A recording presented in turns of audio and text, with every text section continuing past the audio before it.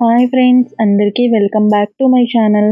Usually మనం జున్ను అంటే జున్ను పాలతోనే చేస్తారు అని అనుకుంటాం కదా, కానీ జున్ను పాలు లేకుండా కూడా సేమ్ టేస్ట్ అండ్ టెక్స్చర్తో ప్రిపేర్ చేయొచ్చు.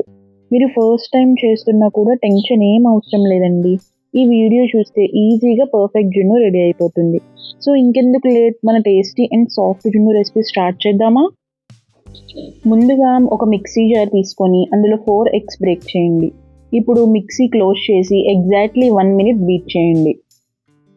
ఇలా బీట్ చేయడం వల్ల ఎగ్స్ స్మూత్ అండ్ ఫ్లఫీ టెక్స్చర్కి వస్తాయి. ఇలా వీడియోలో చూపిస్తున్న విధంగా ఎగ్స్ని ఫ్లఫీగా బాగా బీట్ చేసుకోండి.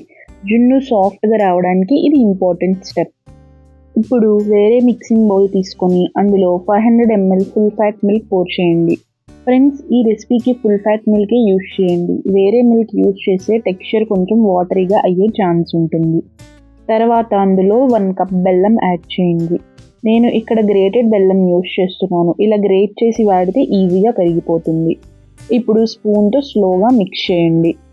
బెల్లం క్వాంటిటీని మీ టేస్ట్ ప్రకారం కొంచెం ఎక్కువ తక్కువ చేసుకోవచ్చు. ఇప్పుడు బీట్ చేసిన ఎగ్ మిక్చర్ని ఇందులో స్లోగా యాడ్ చేస్తూ ఒకసారి మిక్స్ చేసుకోండి. ఒక స్టీల్ బౌల్ తీసుకొని ప్రిపేర్డ్ మిక్చర్ని స్ట్రెయిన్ చేసి బౌల్లో పోర్ చేయండి. బెల్లంలో కొన్ని ఇంప్యూరిటీస్ ఉంటాయి కాబట్టి కంప్లీట్లీ డిజాల్వ్ అయ్యాక ఒకసారి స్ట్రెయిన్ చేసుకుంటే క్లీన్గా వస్తుంది. మిగిలిన డస్ట్ పార్టికల్స్ అన్నీ ఇలా బయట ఉండిపోతాయి. దీంట్లో 1 టేబుల్ స్పూన్ నల్ల మిరియాలు అండ్ 4 ఇలైచీలు వేసుకొని ఒకసారి అంతా మిక్స్ అయ్యేలా కలపండి. ఇప్పుడు స్టవ్ మీద జున్ను గిన్నె కన్నా కొంచెం పెద్ద డిష్ పెట్టుకొని వాటర్ వేయండి. జస్ట్ స్టీమింగ్కి సరిపడే ఉంటే చాలు. ఇప్పుడు వాటర్ మధ్యలో ఒక ప్లేట్ లేక స్టాండ్ పెట్టి రెడీ చేసి ఉంచుకున్న గిన్నెని ఆ ప్లేట్ మీద జాగ్రత్తగా పెట్టి ఒక ప్లేట్తో క్లోజ్ చేయండి. దానివల్ల వాటర్ డ్రాప్లెట్స్ అనేవి లోపలికి పడకుండా ఉంటాయి. తర్వాత మొత్తం పెద్ద డిష్ని ఇంకొక ప్లేట్తో కంప్లీట్గా కవర్ చేయండి. స్టీమ్ బయటికి వెళ్లకుండా ఉండడానికి ఆ ప్లేట్ మీద కొంచెం బరువు పెట్టి క్లోజ్ చేయండి. ఇప్పుడు మీడియం ఫ్లేమ్ మీద అరౌండ్ 20 to 25 మినిట్స్ స్లోగా స్టీమ్ చేసి చూడండి.